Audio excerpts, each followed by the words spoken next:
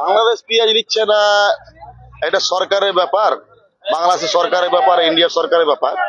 25 সালে পেঁয়াজ তো মোটেই ঢুকিনি, তার মধ্যে 4-5 দিন পেঁয়াজ নিয়েছিল বাংলাদেশ।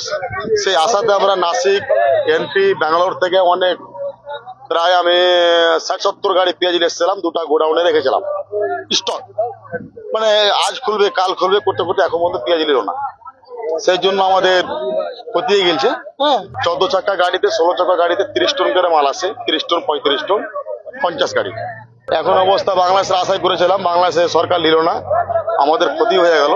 তো সেই জন্য 1 নম্বর পেঁয়াজটা 9 থেকে 10 টাকার মধ্যে আমরা মালদা ডিস্ট্রিক্টের লোক যারা যারা লাভার ইচ্ছুক আছে ওরা আসবে আমার গোডাউনে, আমি দিব, বেচবো, বেচে উদ্ধার হবো, তাছাড়া তো উপায় নাই।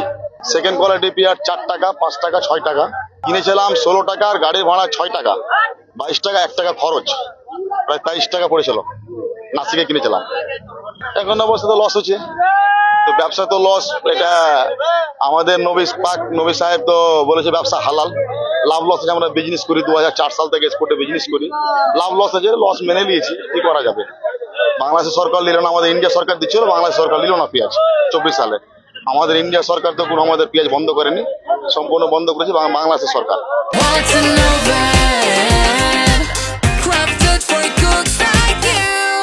জানাইনি আমরা, ওই না, কেন্দ্র সরকার তো জানছেই।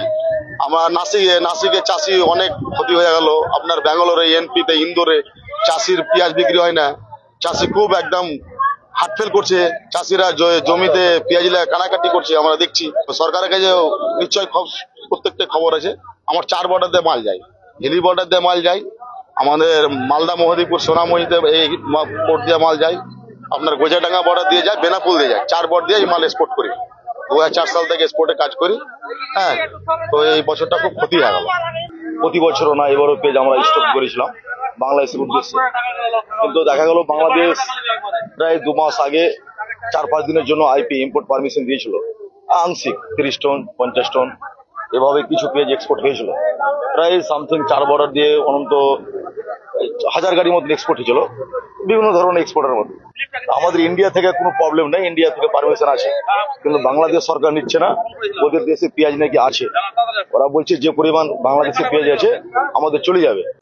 পেঁয়াজের দাম হচ্ছে 20 টাকা, কিন্তু আমাদের এখানে আমাদের রাজ্য সরকার আর সেন্ট্রাল গভর্নমেন্ট যা পরিস্থিতি করেছে, আমাদের পেঁয়াজের দাম একদম না। এখানে 2 টাকা কিলো পেঁয়াজ আমরা কিনে দিচ্ছি, আর বাজারে একদম পেঁয়াজের দাম বেশি। এখানে পেঁয়াজের দামে আমাদের একদম শেষ করে দিচ্ছে। এখানে 2 টাকা কিলো, আর ভালো বেশ যেটা ওইটা 8 টাকা, 10 টাকা। আর বাজারে তো 15 টাকা, 16 টাকা বিক্রি হচ্ছে।